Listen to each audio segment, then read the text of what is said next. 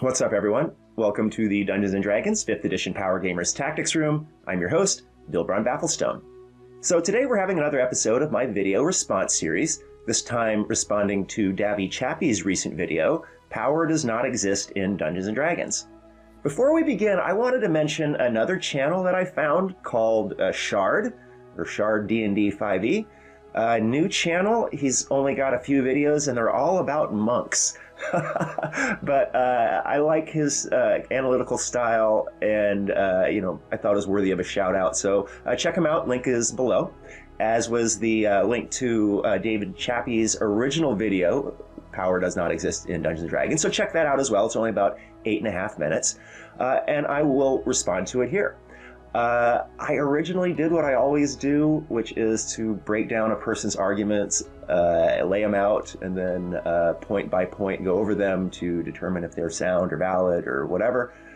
And then I was just looking at it, and I decided to throw it all away and not present it to you. I didn't want to fall victim to the sunk cost fallacy, and I didn't think that it was much value add, because Chappy's argument essentially begs the question a lot, and it's the sort of thing that you're going to agree with if you are down with his base propositions or perspective, and you're going to recoil from if you're not.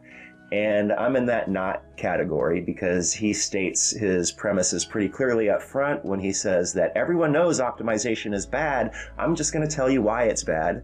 And then in the course of doing so, he said that competition and fun were diametrically opposed.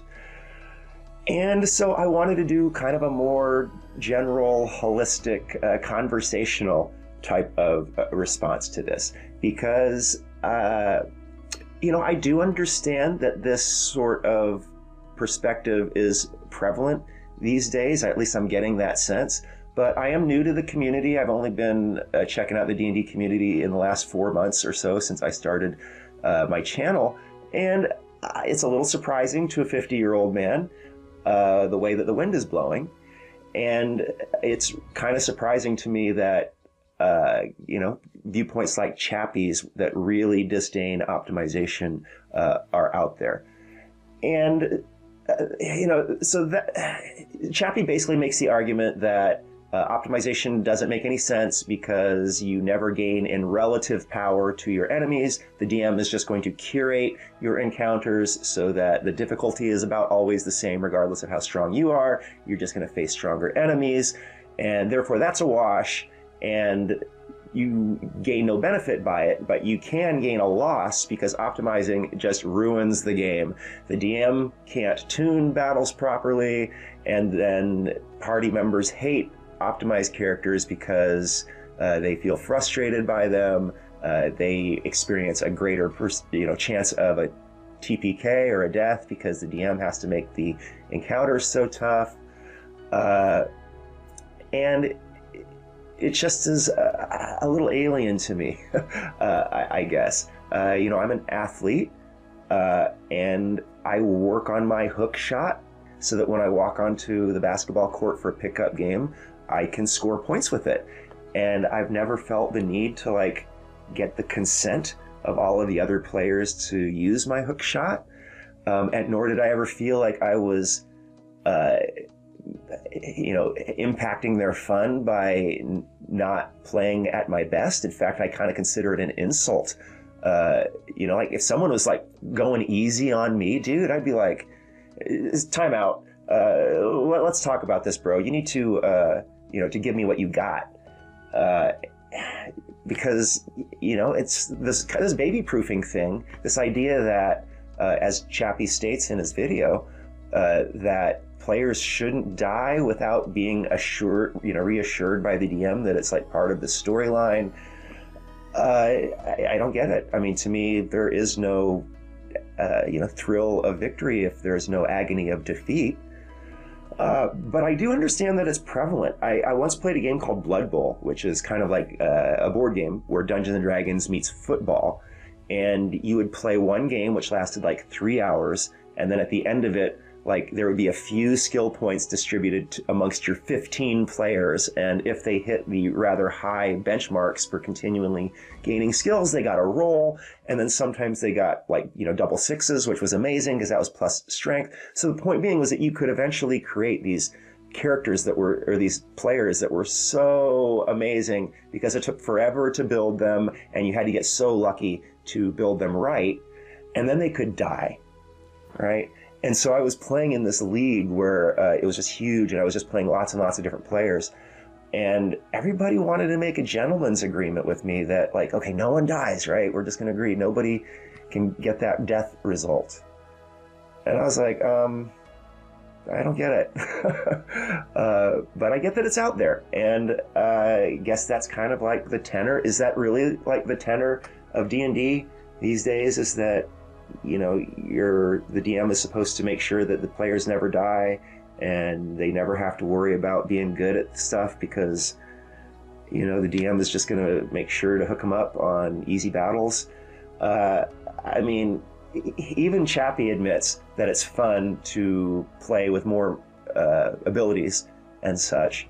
So I don't see why he doesn't realize that kind of like swipes away this whole argument that the only benefit that optimizers have is easier battles.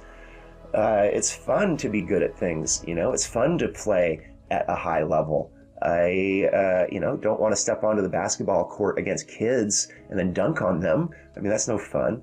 But that said, I don't want to be too critical because I do agree with some of Chappy's overarching recommendations, which is largely to ensure that everyone has fun and to do so through having great communication with the party members, with the DM, especially at session 0, and then just get that all figured out, because I don't feel like I should have to not play the way that I want to because of you guys, right? Like, I don't see why it's this one way where, well, you guys don't like how I play, so I need to change. I mean, I don't like how you play, but I'm not sitting here demanding, well, no, you guys need to sit down and study the rules and figure out how to make better characters so that you don't die all the time and I don't have to babysit you all the time and that we don't have to run away from like 2 kobolds. All right, I'm not saying that. If you guys want to bring in role players, I'm going to work with that. I'm going to, try and role play with you, and I'm going to try and like not steal hero moments on the battlefield, and I'll, be there to, blow stuff up, I guess, if, things need to be, because for me, it's fun to be as good as I can. It's fun for me to be able to drain the 3, hit my free throws, make that hook shot, post you up, run the court, right? Like all of those things that optimize me as a basketball player. I've never felt like I was doing a bad thing. And so it's very weird to me that doing that in Dungeons & Dragons would be perceived as an ipso facto bad thing.